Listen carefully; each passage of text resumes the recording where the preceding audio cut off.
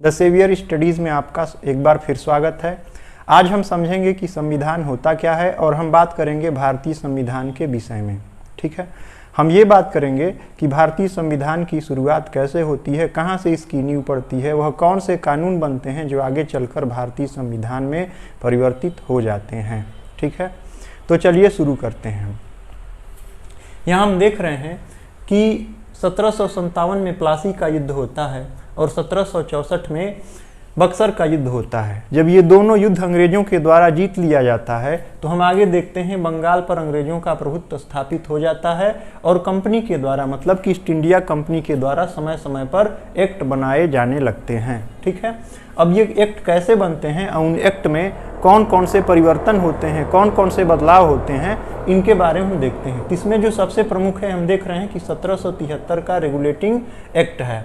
तो इसमें होता क्या है कि कोलकाता प्रेसिडेंसी में नई सरकार बनती है और सरकार में गवर्नर जनरल और उसके परिषद के 4 सदस्य थे जो सत्ता का संयुक्त रूप से उपयोग कर सकते थे। कौन कौन थे? एक गवर्नर जनरल था इस सरकार में और उसके परिषद के 4 सदस्य थे जो सत्ता का संयुक्त रूप से उपयोग कर सकते थे। अब इसकी कुछ प्रमुख बातें थी रेगुलेटिंग एक्ट की। तो इसमें हम देखते हैं कि कंपनी पर ब्रिटिश संसद का नियंत्रण स्थापित हो जाता है और बंगाल के गवर्नर को तीनों प्रेसिडेंसी का गवर्नर जनरल बना दिया जाता है। सबसे पहले क्या होता है, केवल गवर्नर ही होता है, लेकिन बाद में उन्हें गवर्नर जनरल बना दिया जाता है और कोलकाता में एक सुप्रीम कोर्ट की स्थापना भी कर दी जाती है। तो ये 3 बिंदु हैं कि कंपनी पर ब्रिटिश संसद का नियंत्रण स्थापित हो गया, बंगाल के गवर्नर को तीनों प्रेसिडेंसी का गवर्नर जनरल बना दिया गया और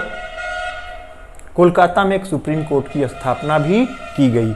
इसके बाद आता है 1784 का पीट्स इंडिया एक्ट। तो 1784 के पीट्स इंडिया एक्ट में हम देखते हैं कि बंगाल में दोहरे शासन का आरंभ होता है। ठीक है, दोहरे शासन में क्या होता है कि 2 तरह के नियम 2 तरह के जैसे गुट बन जाते हैं और दोनों अलग अलग तरीके के शासन करते हैं। तो उनका काम क्या होता है? एक होता है कि कोर्ट ऑफ डायरेक्टर्स। तो कोर्ट ऑफ डायरेक्टर्स जो हैं वो व्यापारिक मामलों को नियंत्रित करते थे और बोर्ड ऑफ कंट्रोलर्स जो थे वो राजनीतिक मामलों को नियंत्रित करते थे। अब यहाँ अंग्रेजों ने जो है होशियारी दिखाई। तो होशियारी क्या दिखा दी कि जो व्यापार से होने वाला लाभ है, जो धन मिल रहा है, उसको कौन रखेगा? अंग्रेज व्यापारी रख लेंगे, अंग्रेज रख लेंगे। ठीक है, और जो प्रशासनिक मामले हैं जिनमें पुलिस है, नियंत्रण है, प्रशासन है, तो उनको किसको दे दिया गया?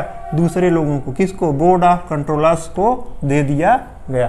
ठीक है, अब इसके बाद आता है कि 1793 का चार्टर अधिनियम। तो चार्टर अधिनियम में होता क्या है कि बोर्ड ऑफ कंट्रोलर्स के जो सदस्य थे उनके कर्मचारियों का, सदस्यों और उनके कर्मचारियों के जो वेतन देने का प्रावधान था वह ये था कि उनको कहाँ से दिया जाएगा?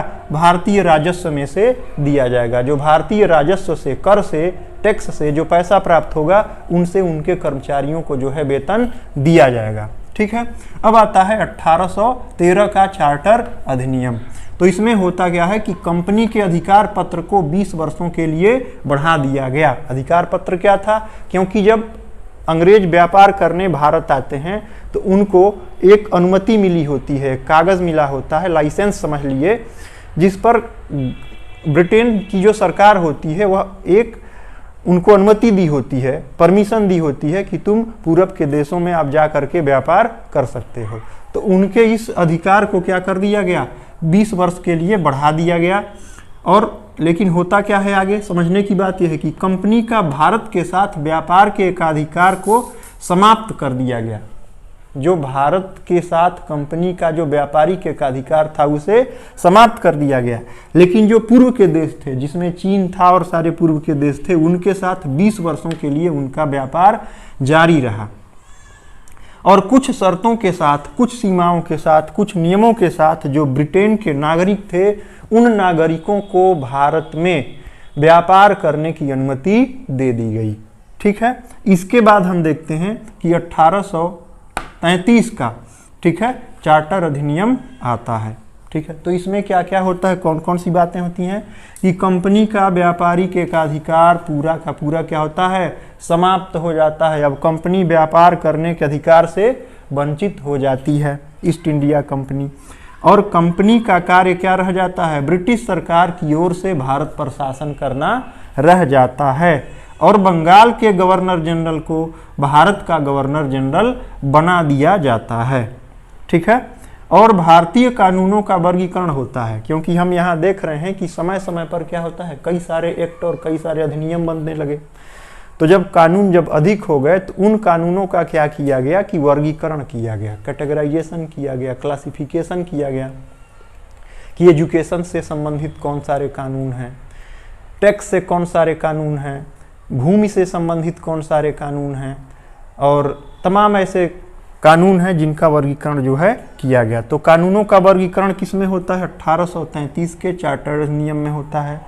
कंपनी का जो है पूरा का पूरा व्यापार कब समाप्त हो जाता, व्यापारिक एकाधिकार समाप्त होता है तो 1833 के, ठीक है। और कंपनी का कार्य भारत पर क्या रह जाता है, शासन करना रह जाता है, न कि व्यापार करना। तो इस प्रकार हम देख रहे हैं कि जो ईस्ट इंडिया कंपनी व्यापार करने भारत में आई थी, जो अपने व्यापार को भारत के शासन में परिवर्तित कर दी, अब उनका काम क्या रह गया, केवल शासन करना रह गया। और व्यापार धीरे धीरे किसके कब्जे में चला गया, ब्रिटिश सरकार के कब्जे में चला गया, ठीक है। तो इस प्रकार हम देखते हैं कि भारत के संविधान की अगर नींव कहीं से पड़ी तो 1773 का रेगुलेटिंग एक्ट है, ठीक है। और इसी प्रकार हम देखते हैं कि जो भारत का संविधान है उसमें जो अंग्रेज जो नियम बनाए, जो अंग्रेज एक्ट लाए, अधिनियम लाए, उनके बहुत सारे अंश भारतीय संविधान में विद्यमान अभी भी हैं, ठीक है।